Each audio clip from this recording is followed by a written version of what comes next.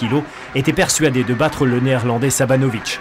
Certes, sur ce coup porté au visage de son adversaire, le point de sanction semble justifié, mais les pénalités seront systématiquement attribuées aux Français sans qu'aucune de ces brillantes attaques ne soit comptabilisée. Au bout de ce non-match, Sabanovic était déclaré vainqueur par 6 points à 2, un véritable cauchemar pour Bayon qui aura du mal à s'en remettre. L'équipe masculine n'a pas encore remporté la moindre médaille d'or. Pour la première fois depuis plus de 12 ans, la France est en passe de rentrer bredouille d'un championnat du monde. Les derniers espoirs reposent sur Yann Bayon. L'Orléanais puise sa force auprès de sa famille, son père qui l'entraîne depuis ses débuts, et sa femme restée en France, qui lui a donné une petite fille, une semaine avant la compétition. Le fringant père de famille survole les qualifications. Il dispute à Madrid sa deuxième finale consécutive d'un championnat du monde face à une vieille connaissance. Yann Bayon contre le Hollandais Sabanovic, c'est un grand classique dans cette catégorie des moins de 80 kg, ce qui se fait de mieux au monde. Bayon ne se précipite pas, il calcule. Et c'est lui qui contre, même si là, l'arbitre avait interrompu le combat auparavant.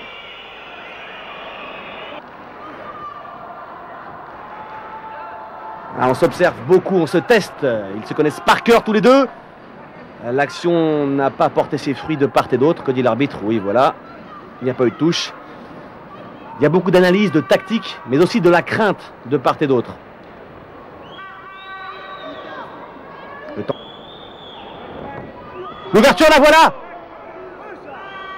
Le Yaku, il est net, on attend la décision de l'arbitre. Voilà, Bayon marque son premier point et ça change tout maintenant, c'est Sabanovic qui va devoir aller le chercher et ça, ce n'est pas son fort au Néerlandais. Il va devoir combattre contre nature et s'exposer au contre du Français.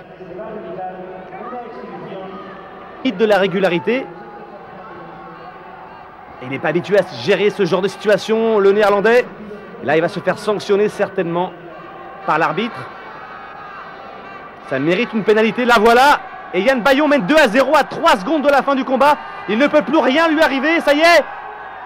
Ça y est, Yann Bayon est champion du monde de karaté, champion du monde des moins de 80 kg, comme Gilles Cherdieu avant lui.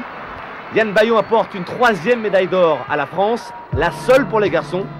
Il est un karatéka, un papa et un homme heureux.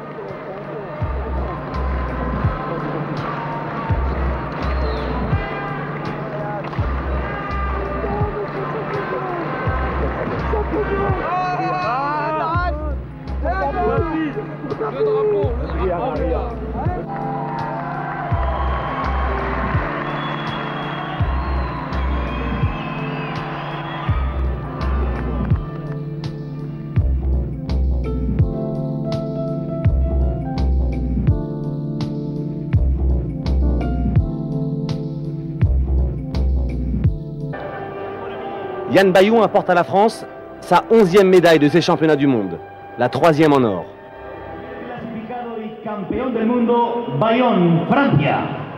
Du coup, malgré un contexte très défavorable, la France reste la première nation mondiale.